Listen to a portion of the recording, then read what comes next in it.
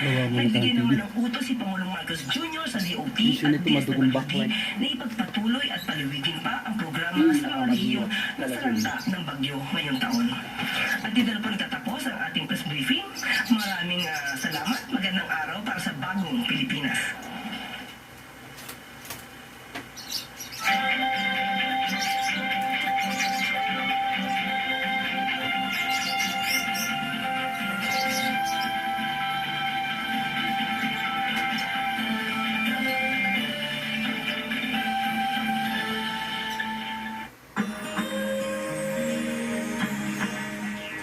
Bilang pagunita sa Butang Kalayaan, malugod kong binabaltan na ang maarang ay mapapanood sa PTV4.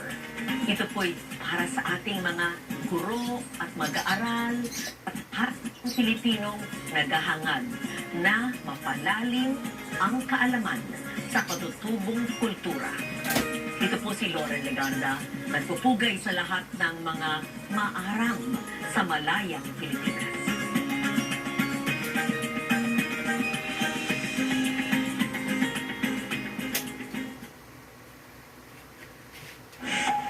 Roadwatch, mga dapat tandaan tungkol sa No Contact Apprehension Policy ng MMDA.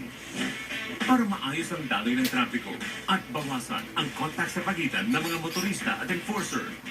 Muling ipinatutupad ang NCAP o No Contact Apprehension Policy sa mga pangunahing kalsada sa Metro Manila.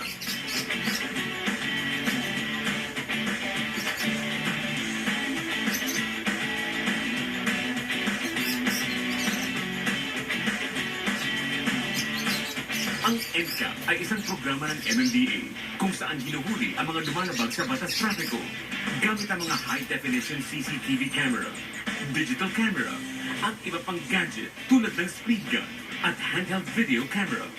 Kapag may na-record na violation, ito ay i-review at i-validate at i-verify ang vehicle record sa LTO Information Query Facility. Ipapasok ang vehicle record sa NCAP system at mag-i-issue ng Notice of Violation. Ang Notice of Violation ay ipadadala sa rehistradong tirahan ng motorista sa pamamagitan ng postal mail. Ang multa ay maaari bayaran online sa Land Bank LinkBiz portal.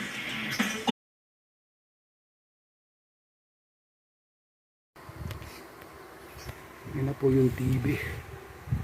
Dali, patayin ko.